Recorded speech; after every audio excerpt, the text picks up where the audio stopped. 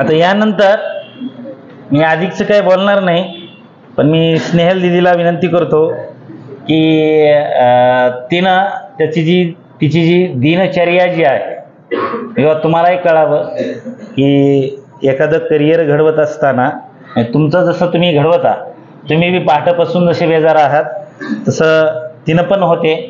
तर तिचं आपण थोडक्यात या ठिकाणी मनोगत ऐकणार आहोत.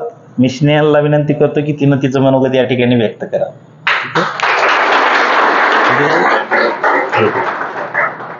ये इकडे आवाज जाईल का?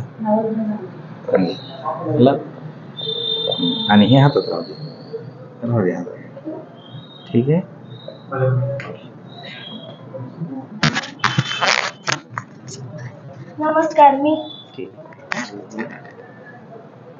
नमस्कार, मी स्नेहल दत्तात्रय भोसले, जामखेडची विद्यार्थिनी. मी रोजचा माझा दिनक्रम असा आहे की मी रोज 4:30ला उठते, 5ला ग्राउंडवर असते. 5ला मी 5 ते 6 किलोमीटर रोज पळतो. त्यानंतर आमचा हार्ड वर्कआउट असतो. वर्कआउट नंतर इतका घाम निघतो, इतकं म्हणजे कसतरी होतं. नंतर आम्ही 5-6 मिनिटाचा ब्रेक घेतो. ब्रेक नंतर वापस आम्ही 100 मीटरचे जे पोलीस भरतीसाठी शूट लागते ते शूट मारतो. त्याच्यानंतर आम्ही मल्लखांबची प्रॅक्टिस करतो.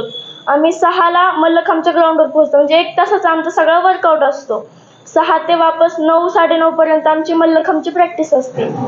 प्रॅक्टिसमध्ये आमचे जे एलिमेंट सगळे महत्त्वाचे असते ते एलिमेंट आम्ही सगळे करतो.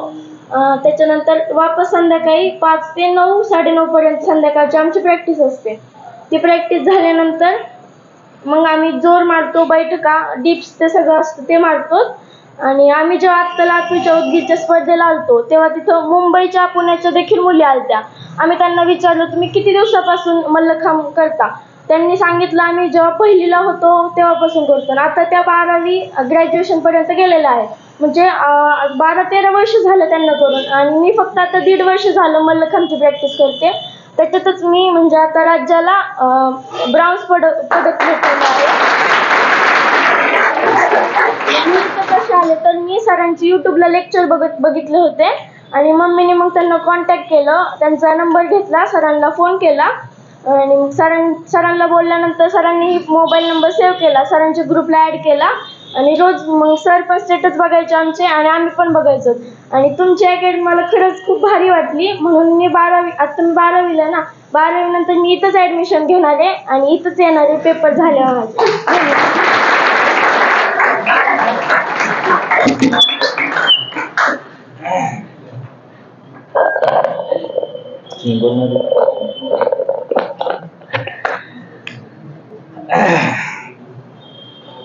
तर या ठिकाणी आपला हा कार्यक्रम समाप्त करण्याच्या पूर्वी तुम्हाला फक्त मी 2च गोष्टी सांगेल राजांनो.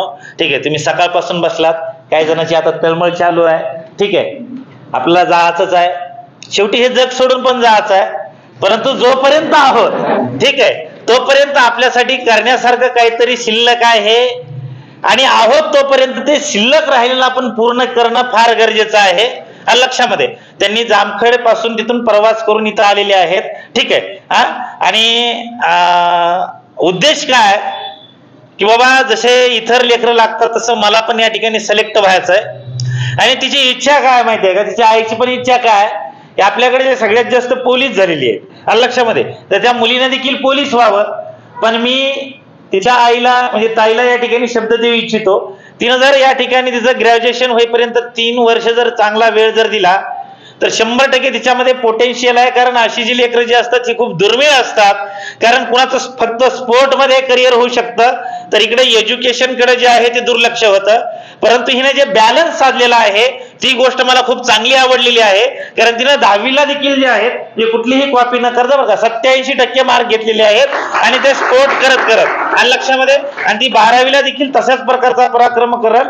आणि हे सगळं करत असताना जी काही घालमेल होते जीवाची लक्षामध्ये, ही करून घेण्याची तयारी आहे. म्हणून मी 100% सांगू शकतो, माझी वाणी कधी खोटी ठरली नाही. इथं बसलेल्या अनेकांनी ते अनुभवलेलं आहे. ठीक आहे, हिनं जर 3 वर्ष जर दिले तर कॉन्स्टेबल सोडा, PSI सोडा, ही मुलगी DYSP बनू शकते. याच्यामध्ये आहे तेवढं पोटेन्शियल, 100% तेवढं बनू शकते. याच्यामध्ये म्हणजे शंका घेण्यासारखं काही कारण नाही. आणि इथं बसलेले जे लोक जे आहेत, तुम्हाला माझं सांगणं आहे, ज्या वेळेला मायबापाच्या कष्टाची आपल्याला कदर असते, त्या वेळेला येणारं पुढचं कुठलंही मोठं आव्हान असेल तर त्या आव्हानाला पेलण्याची ताकद ही तुमच्यामध्ये निर्माण होत असते. त्याचं कारण असं आहे की मायबापाची काळजी करणारं, मायबापाच्या कष्टाची इमानदारी बाळगणारं जे लेकरू असतं, त्याच्या आयुष्यामध्ये मरेपर्यंत एखादी वाईट गोष्ट कधीच करू शकत नाही. आणि जर कायम तुम्ही या ठिकाणी एखादी कृती करत असताना, काम करत असताना, जर तुमच्या डोळ्यापुढं फक्त आणि फक्त तुमचे मायबाप जर असतील, तुमचं घर जर असेल, तर येणाऱ्या काळामध्ये लोक तुम्हाला सलूट ठोकल्याशिवाय राहणार नाहीत. त्याच्यामुळे जे जे कुणी चांगलं काम करेल त्याचा 100% सत्कार होईल. म्हणजे इथंच नाही तर समाजाच्या प्रत्येक ठिकाणी तुमचा त्या ठिकाणी सत्कार होईल. तुम्हाला जे अपेक्षित आहे ते अपेक्षित 100% तुम्हाला मिळेल. परंतु नियतीनं जे काम तुमच्यावरती सोपवलेलं आहे ते इमानदारीने करण्याची फक्त तुम्ही क्षमता ठेवा. येणाऱ्या काळामध्ये विजय हा तुमचा असेल. इथं बसणारा प्रत्येक माझा भाऊ आणि प्रत्येक माझी बहीण जे आहे, जे स्वप्न उराशी बाळगून या ठिकाणी आलेली आहे, तुमचं स्वप्न जर पूर्ण करायचं असेल तर हे भावनेचा खेळ नाही, हा तुमच्या कर्माचा खेळ आहे. ज्याचे कर्म उत्तम त्याच्या पदरात यश पडल्याशिवाय राहणार नाही. आणि याचा इथं बसलेल्या प्रत्येकाचे कर्म उत्तम व्हावेत, श्रेष्ठ व्हावेत अशी परमेश्वर चरणी प्रार्थना करतो. आणि येणाऱ्या काळामध्ये तुमच्या सगळ्यांच्या पदरामध्ये यश परमेश्वरांनी टाकावं, तुमच्या मेहनतीनं टाकावं, आणि एवढी अपेक्षा या ठिकाणी व्यक्त करतो. आणि या प्रसंगी मी या ठिकाणी थांबतो. आपली पुढील लेक्चर आहे त्या पद्धतीने चालू राहतील. लक्षामध्ये ठीक आहे.